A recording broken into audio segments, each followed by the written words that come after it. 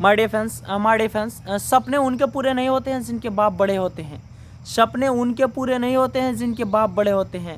सपने उनके पूरे होते हैं जिनके जिद बड़े होते हैं, जिनके जिद बड़े होते हैं। इस बात को हमें समझना होगा मेरे प्यारे दोस्तों, मेरे साथियों। आज मैं उस मुद्दा के बारे में चर्चा करना चाहता हूं कि आज हमारे देश की स्थिति ऐसा क्यों है।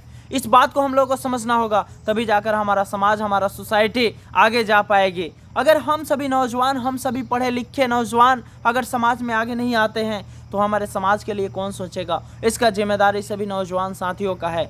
मेरे प्यारे दोस्तों, आज मैं बताना चाहता हूं कि हमारे देश के नेताओं ने भगत सिंह, राजगुरु, सुभाष चंद्र बोस, महात्मा गांधी, अशफाक उल्लाह खान, इन लोगों ने हमारे देश की आज़ादी के लिए कितनी कुर्बानियाँ दे दी। कितने माताएं की मांग सुन हो गई, कितने बहनें विधवा हो गई, कितने बच्चे अनाथ हो गए। इस बात को समझना होगा। आज देश की कुर्बानी के लिए, देश की आज़ादी के लिए इतने लोगों ने कुर्बानियाँ दी। इस बात को अगर हम और आप नहीं समझते हैं, हम और आप सिर्फ अपने बच्चे, अपने औलाद के लिए सोचते हैं, तो सोचिए जब हमारे देश के भीमराव अंबेडकर, जिनको उतना सताया गया, वो व्यक्ति हमारे देश में सताने की वजह से हजारों, लाखों, करोड़ों लोगों की ज़िंदगी बचाने के लिए पढ़ाई किया उन्होंने, और हमारे देश की जो कुरीतियाँ थी उसे ख़त्म करने के लिए भारत का संविधान लिख डाला। इस बात को समझना होगा। आपको पता होना चाहिए कि एक बार अंबेडकर जी के बच्चे का तबीयत बहुत ज़्यादा ख़राब था, वो देश के लिए काम कर रहे थे। उस समय लोगों ने जाकर कहा कि अंबेडकर जी, आपके बच्चे का तबीयत ख़राब है। तो पता है उन्होंने क्या किया? उन्होंने कहा कि वो बच्चे सिर्फ हमारे हैं, आप लोग नहीं सोच सकते हैं उसके लिए। आज आप लोग यहाँ पहुँच गए कहने के लिए कि आपके बच्चे की तबीयत खराब है। आज उन्होंने उस समय पूरे देश के लिए सोच रहे थे, पूरे देश के लिए लड़ाई लड़ रहे थे। जब उन्होंने पढ़कर बैरिस्टर बना था, पढ़कर आया था, तो पूरे देश, पूरे सोसाइटी के लिए सोच रहे थे, और पूरा समाज मिलकर उनके एक बच्चे के लिए नहीं सोच सकता था। बहुत दुख हुआ था उन व्यक्ति को, और उन्होंने कह दिया था कि हम देश के लिए कुछ भी कर सकते हैं। आप बताइए इस भावना को समझिए कि आज हम लोग अपने समाज में, अगर हम लोग खाना भी खा पाते हैं ना, समाज में बैठ भी पाते हैं, सांसद तक जा भी सकते हैं, लोकसभा, विधानसभा जाते हैं, मंत्रिमंडल में जाते हैं हमारे समाज के लोग, तो आज बाबा साहब का देन है। बाबा साहब का देन है कि आज गरीब से गरीब, पिछड़ा से पिछड़ा वर्ग के लोग सांसद तक पहुंच पाते हैं, अपना आवाज़ उठा पाते हैं। आज हमारे समाज, हमारे सोसाइटी, हमारे देश में लीडर हैं जो हमारे देश को लीड कर रहे हैं। इस बात को समझना होगा। जंगल का राजा शेर क्यों होता है, इस बात को समझना होगा। ना तो वो सबसे ज़्यादा क्लेवर होता है, सबसे ज़्यादा क्लेवर होता है लोमड़ी, आप तो इस बात को जानते हैं। और सबसे बड़ा जानवर होता है जिराफ, सबसे तेज़ दौड़ता है। सबसे बड़ा जानवर होता है हाथी। वो लोग जंगल का राजा क्यों नहीं होते हैं? बहुत बड़े होते हैं, बहुत शक्तिशाली होते हैं, बहुत एनर्जी होता है उन लोगों के पास। लेकिन आप समझिए, जिसमें ये एटीट्यूड आ गया ना कि हम जंगल के राजा, हम राजा हैं, तो राजा है, वो दिखना चाहिए खुद से कि हम राजा हैं, तो राजा हैं, रूल कर सकते हैं। इस बात को समझना होगा। अगर सिस्टम को ना समझिएगा तो हम कहना चाहते हैं कि देखिए, ज़रूरी नहीं है कि आप विद्वान ही हो, सभी क्षेत्र में अच्छे हो, बहुत बड़ा ज्ञानी हो। मैं कहना चाहता हूँ, सबसे ज़्यादा जो शिक्षा अर्जित करता है वो दूसरे के यहाँ नौकरी करता है। इससे ज़्यादा हमारे समाज में उसको कोई चीज़ नहीं सिखाया जाता है। इस बात को आपको मानना होगा, इस बात को आपको समझना होगा। और इस दुनिया में रूल करने के लिए एटीट्यूड ही सबसे ज़्यादा मायने रखता है। अगर आपके पास एटीट्यूड है कि आप कुछ भी कर सकते हो हमारे सोसाइटी के लिए, कोई और व्यक्ति कर सकता है तो मैं भी कर सकता हूँ, जब तक आप में ये भावना नहीं पैदा होगा तब तक आप समाज के लिए कुछ नहीं कर पाइएगा। इस बात को समझना होगा कि इस दुनिया में आप क्या नहीं कर सकते हो। भगवान ने आपको भी 2 हाथ दिया है, आपको भी 2 पैर दिया है, आपको भी 2 आँख दिया है, लेकिन उन करोड़पति और अरबपतियों को भी ऐसा ही सेम चीज़ दिया है। ऐसा बात नहीं है कि सभी लोग अपने बाप की औलाद की वजह से अमीर हैं, ऐसा चीज़ नहीं है। ऐसा भी लोग हैं जिन्होंने अखबार बेच कर और देश का राष्ट्रपति बना, इस बात को समझना होगा। और चाय बेचकर देश का प्रधानमंत्री बना, चाय बेचने वाला आज पूरे वर्ल्ड में फेमस हो सकता है। तो इस बात को आपको समझना होगा। आप भी रूल कर सकते हो, बस ज़रूरत होता है सिर्फ वो एटीट्यूड का। एटीट्यूड अगर आपके पास आ गया, वो एटीट्यूड आ गया आपके पास, तो आप इस दुनिया में रूल कर सकते हो। रूल करने के लिए सबसे ज़्यादा ज़रूरत होता है एटीट्यूड का। देखिए हमारे समाज के बच्चे क्यों पिछड़े हुए हैं। हमारे समाज में, हमारे सोसाइटी में कभी भी 5 बच्चे बैठकर ये नहीं सोचते हैं कि करोड़ों का गाड़ी कैसे आएगा, करोड़ों का बंगला मेरा कैसे होगा, बहुत बड़ा आदमी हम कैसे होंगे। ऐसे बातें नहीं करते हैं।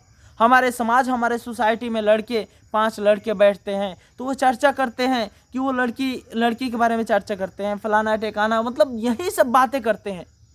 आप जिंदगी में कभी कामयाब नहीं होंगे अगर आप इन सभी चीज़ों के चक्कर में पड़ेंगे। तो हमारा समाज, हमारा सोसाइटी उस समय आपको समझ में आएगा जब हमारा समाज, हमारा सोसाइटी आपसे सवाल करेगा। लोग आपकी इज्जत नहीं करते हैं, आपके पोजीशन का इज्जत करते हैं। 10 साल बाद, 5 साल बाद आपके रिश्तेदार आपको इसलिए नहीं जानेंगे कि आप उनके रिश्तेदार हैं, आपको इसलिए जानेंगे आपके पास पैसा होगा। कोई आपका हाल इस वजह से पूछता है कि आपका हैसियत क्या है। लोग ये नहीं पूछते हैं आपसे कि आप क्या करते हो बेटा, आपसे ये नहीं पूछते हैं, आपसे पूछना चाहते हैं कि आपका हैसियत क्या है, आप क्या करते हो, समाज में लोग आपको कैसे जानते हैं। इस बात को समझने के लिए, रूल करने के लिए हमारे देश में एटीट्यूड होना जरूरी है। और दुनिया में हर एक वो बंदा हमारे समाज में आगे बढ़ सकता है, हर वो एक नौजवान समाज में आगे बढ़ सकता है जिसमें वो एटीट्यूड पैदा हो गया कि मैं दुनिया के लिए कुछ भी कर सकता हूँ, कुछ भी कर सकता हूँ, कुछ भी कर सकता हूँ। हमारे समाज को एक सही रास्ता पे ले जाने के लिए, एक मंजिल को पाने के लिए, सबसे पहले आप 2 करोड़ 1 करोड़ की गाड़ी लेना चाहते हैं ना मेरे दोस्त, तो 2000 का गोल होना बहुत ज़रूरी है। अगर आप 2000 का गोल अपने ज़िंदगी में नहीं कर सकते हैं तो कभी भी आप करोड़ों का गाड़ी नहीं ले सकते हैं। आप जिंदगी में उतना ही सक्सेस होते हैं जो आपके आसपास के रहने वाले लोग, जिनके साथ आप उठते बैठते हैं, उन्हीं के लोगों के बीच का आपका एवरेज इनकम हो जाता है। अगर आपका 5 साथी जिनके साथ आप उठते बैठते हैं, अगर वो 20,000 का महीना कमाते हैं तो किसी के बाप की औकात नहीं है कि आप 50,000 का महीना कमाने लग जाओ। इसलिए मेरे प्यारे दोस्तों, मैं बार बार समझाता हूं, अगर आप 50,000 कमाने वाले लोगों के बीच में हैं तो आप जल्द ही उस ग्रुप को त्याग दीजिए, छोड़ दीजिए और लाखों कमाने वाले ग्रुप में जाइए, ताकि वहां से आपको कुछ सीखने को मिले, ताकि आप लीड कर सके समाज को। और सबसे ज़्यादा सोसाइटी के लिए ज़रूरी होता है कि आप कैसे लोगों के साथ उठते बैठते हैं, किन लोगों से बात करते हैं, किन लोगों से अपना चर्चा करते हैं, किन लोगों से के साथ आप अपना राय लेते हैं। इसलिए मेरे प्यारे दोस्तों, मैं चाहता हूं कि हमारे समाज में हर बच्चे आगे बढ़े, हर सोसाइटी के हर लोग आगे बढ़े। इसके लिए सबसे पहले मैं चाहता हूं कि वो एटीट्यूड अपने अंदर लाओ मेरे दोस्त। दुनिया में आप वो सारे काम कर सकते हो जो इस दुनिया में कोई दूसरा कर सकता है। इस बात को समझना होगा। जब तक आप इस बात को नहीं समझोगे तब हमारे देश में कभी आप रूल नहीं कर सकते हैं। इस देश में रूल करने के लिए, अपने एक पोजीशन, एक अस्तित्व बनाने के लिए सबसे ज़्यादा ज़रूरी है कि हमारे समाज, हमारे सोसाइटी के लिए आप सोचिए, तभी आप आगे बढ़ पाइएगा। अगर हम सिर्फ अपने बारे में सोचते हैं, अपने परिवार के लिए नहीं सोचते हैं, तो कोई फ़ायदा नहीं है इस सक्सेस का। अगर हम अपने बारे में सोचते हैं, अपने परिवार के बारे में सोचते हैं, हमारे सोसाइटी के बारे में नहीं सोचते हैं, तो कोई फ़ायदा नहीं है ऐसे सोच का। हाँ, अगर हम सिर्फ अपने बारे में सोचते हैं, अपने परिवार के बारे में सोचते हैं और सिर्फ अपने सोसाइटी के बारे में सोचते हैं, अपने देश के बारे में नहीं सोचते हैं, तो कोई फ़ायदा नहीं है ऐसे शिक्षा का, कोई फ़ायदा नहीं है। इस चीज़ को समझना होगा। आज हम लोग आज़ाद देश में पैदा हुए हैं, नहीं समझते हैं गुलामी क्या होता है। गुलामी के जंजीरों में हमारे बाप दादाओं ने जो गतिविधियां उन लोगों के साथ किया गया, जो बर्ताव उन लोगों के साथ किया गया, आप इस चीज़ को समझोगे तो आपका रूह कांप जाएगा मेरे दोस्तों। इस चीज़ को आपको समझना होगा।